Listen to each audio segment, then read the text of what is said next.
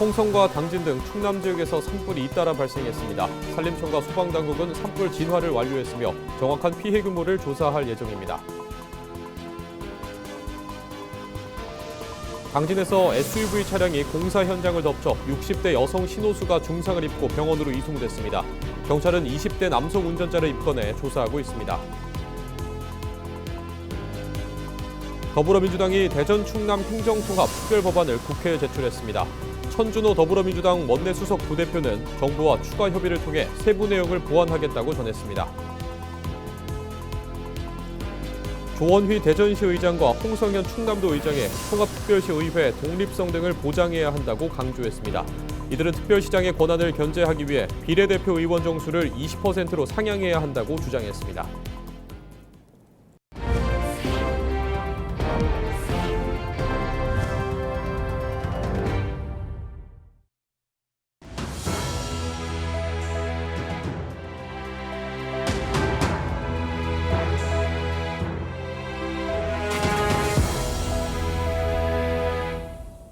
시청자 여러분 안녕하십니까? 헬로티비 뉴스입니다.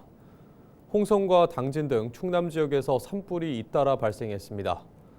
먼저 지난 29일 오후 2시 30분쯤 홍성군 서부면 이호리의 야산에서 불이 났습니다. 산림청과 소방당국은 화재 발생 1시간 50여 분 만에 화재를 진화했습니다. 이 불은 인근 주택 외부에서 난 뒤 바람을 타고 산으로 옮겨 붙은 것으로 알려졌습니다. 다행히 인명피해는 없었으며 산림당국은 피해 면적과 발화 원인을 조사하고 있습니다. 같은 날 오후 5시 40분쯤에는 당진시 고대면 한곡리 일원에서 산불이 발생했습니다. 산림청은 인력 39명을 투입해 산불 발생 32분 만에 진화를 완료했으며 인명피해는 없는 것으로 전해졌습니다. 산림당국은 산불 조사 감식반을 투입해 정확한 피해 규모를 조사할 예정입니다. 당진에서 SUV 차량이 공사 현장을 덮치는 사고가 발생했습니다. 지난 29일 오후 2시 40분쯤 당진시 송산면에서 주행 중이던 중형 SUV 한 대가 갓길 가스배관 공사 현장을 덮쳤습니다. 이 사고로 현장에 있던 60대 여성 신호수가 차에 치여 중상을 입고 병원으로 이송됐습니다. 다행히 생명에는 지장이 없는 것으로 전해졌습니다.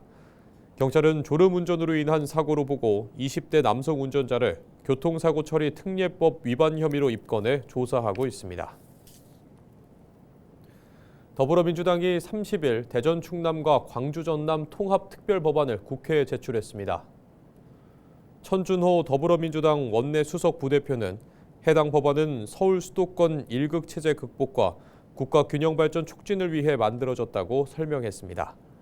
또 해당 지역 의원들의 중심으로 초안을 마련했고 정책위원회에서 통합 조정했다고 덧붙였습니다. 천 원내수석 부대표는 앞으로 행정안전위원회 법안 심사 과정에서 정부와 추가 협의를 통해 세부 내용을 보완하겠다고 강조했습니다. 이와 함께 가능한 빠르게 설 연휴 전 상임위 차원의 논의가 최대한 이뤄질 수 있도록 목표하고 있다고 전했습니다. 한편 특례사항 규모에 대해선 지금 숫자를 언급하는 것보다 향후 정부와의 논의 과정이 중요하다고 말했습니다. 조원휘 대전시 의장과 홍성현 충남도 의장이 통합특별시 의회 독립성 등을 보장해야 한다고 강조했습니다. 양 시도의회 의장은 29일 대전시 의회에서 기자회견을 열고 획기적인 권한 이항을 통해 연방에 준하는 자치권을 보장해야 한다고 주장했습니다. 그러면서 특별시장의 권한을 견제하기 위해 비례대표 의원 정수 20%로 상향하고 의회 조직, 예산권을 독립시켜야 한다고 강조했습니다. 양시도의회는 특별법 제정 이후 통합실무준비단을 공동으로 꾸려 의장단, 상임위와 통합사무처를 구성하고 조례정비 등을 추진할 방침입니다.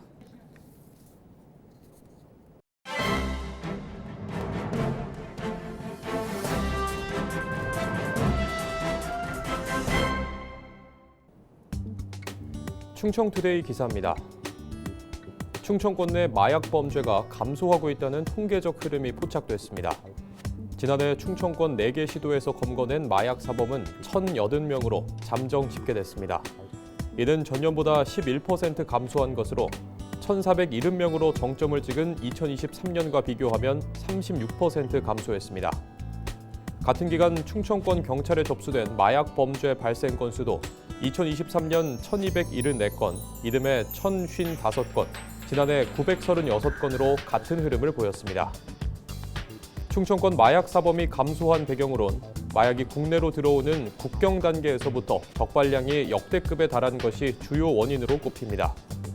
다만 텔레그램과 다크웹 등 음지에서 이뤄지는 마약 거래 특성상 드러나지 않는 범죄도 상당할 것으로 예상돼 안심하기엔 이르다는 경계도 나옵니다. 또 올 초 미국이 니콜라스 마두로 베네수엘라 대통령을 마약 밀매 집단 우두머리 혐의로 강제 생포하는 초유의 사태가 발생했던 것을 감안하면 한국으로 향하는 중남미발 마약이 확대될 수 있다는 예상도 제기됩니다. 새로운 판로를 찾으려는 중남미 마약 카르텔의 움직임이 아시아권으로 풍선 휴가를 일으킬 수 있다는 것입니다.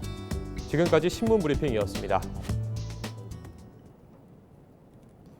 태안에서 SUV 차량이 트랙터를 들이받았습니다. 지난 29일 오후 5시 30분쯤 태안군 원북면 양산리 한 편도 1차로를 달리던 SUV가 도로 가장자리에 주차되어 있던 트랙터를 들이받는 사고가 발생했습니다. 이 사고로 차에 타고 있던 60대 여성 동승자가 중상을, 60대 여성 운전자가 경상을 입고 병원으로 이송됐습니다. 다행히 모두 생명에는 지장이 없는 것으로 알려졌습니다. 경찰은 안전운전 주의 의무 위반으로 인한 사고로 보고 자세한 원인을 조사하고 있습니다. 서산시가 수도권 생활 폐기물이 자원 회수 시설에 반입되는 것이 원천적으로 불가능하다고 강조했습니다.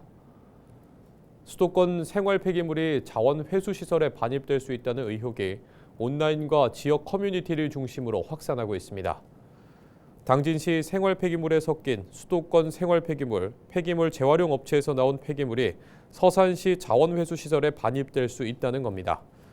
이에 대해 서산시는 자원 회수 시설에 서산시와 당진시가 각 지역 생활 폐기물 수집 운반을 위탁한 업체 차량만이 출입할 수 있다고 설명했습니다. 따라서 수도권 생활 폐기물 반입이 구조적으로 불가능하다고 강조했습니다. 또 각 지역 주민감시원이 자원회수시설과 당진시 자원순환센터에 생활 폐기물 반입을 감시하고 있다고 덧붙였습니다. 충남 서해안 중부 연안에 2월 7일까지 대조기 발생에 따른 연안 안전사고 위험 예보 관심 단계가 발령됐습니다. 관심 단계는 연안 해역에 안전사고가 과거 특정 시기에 집중, 반복적으로 발생해 사전 대비가 필요한 경우 발령됩니다. 대조기에는 조류의 흐름이 강하고 조석간만의 차가 커 고립사고가 발생하기 쉽습니다. 또 바람이 강하게 불면서 수온도 낮아 사고 발생 시 인명피해 우려도 큽니다. 해경은 해당 기간 순찰 강화와 항포구 정박, 선박 계류 상태 점검 등 사고 예방 활동을 강화할 방침입니다. 홍성군이 과수화상병 방제 약제 보급 신청을 받습니다. 홍성군은 과수화상병의 적기 방제를 위해 사업을 추진한다고 밝혔습니다.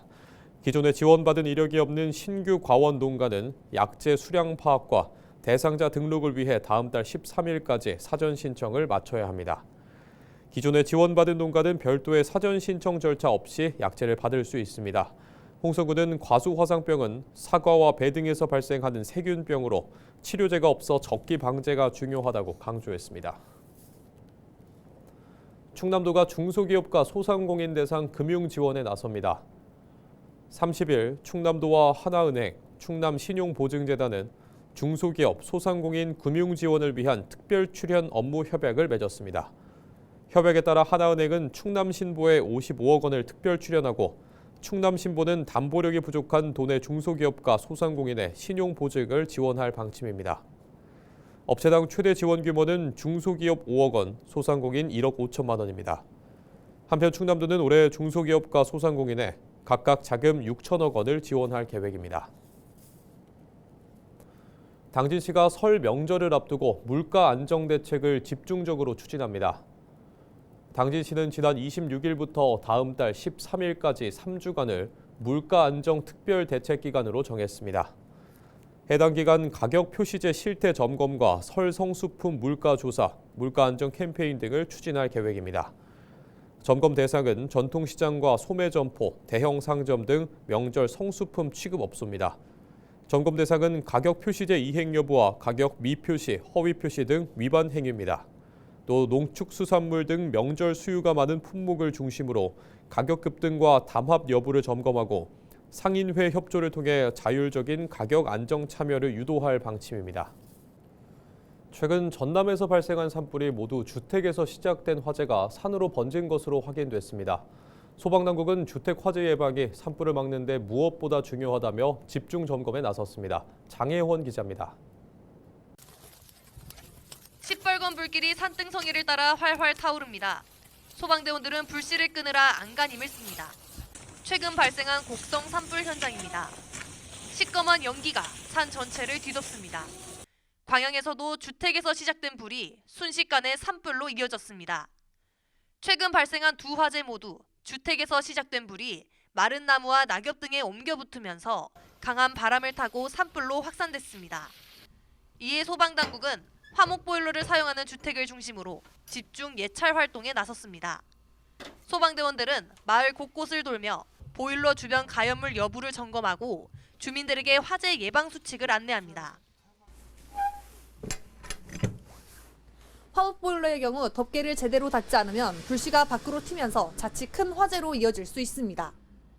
화목 보일러 연통이 잘 관리되고 있는지, 주변에 가연물이 가까이 있지 않는지, 그리고 소화기나 간이 스프링클러 같은 소방시설이 설치되어 있는지 점검하고 있습니다.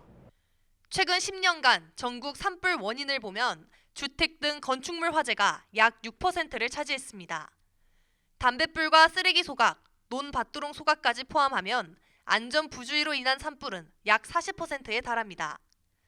전국 연평균 산불 발생 건수는 546건, 피해 면적은 4,003헥타르에 이르고 피해액도 해마다 수백억 원에 달하고 있습니다. 소각 행위를 멈춰주시고 화목 보일러의 재는 반드시 시켜서 처리하시길 바랍니다. 또한 산림 근처에서 담배꽁초를 버리지 마시고 외출 시에는 난방기구 전원을 꼭 확인하는 등 주택 화재가 산불로 이어지는 사례가 잇따르면서 소방당국은 화목 보일러 등 난방기기 관리에 각별한 주의를 당부했습니다. 헬로티비 뉴스 장혜원입니다. 얼음판 위에서 즐기는 낚시나 썰매, 겨울철에만 즐길 수 있는 재미죠. 하지만 자칫하다간 물에 빠져 큰 사고로 이어질 수도 있는데요. 이런 사고를 대비해 소방당국이 겨울철 순환 구조 훈련을 진행했습니다. 정승환 기자가 현장 취재했습니다. 영도에 가까운 차디찬 수온. 입수하자마자 호흡 장비가 얼어붙을 정도입니다. 말 그대로 얼음장이지만 구조대원들이 망설임 없이 잠수합니다. 앞이 뿌연 수면 아래에서 서로를 의지하며 수색을 이어갑니다.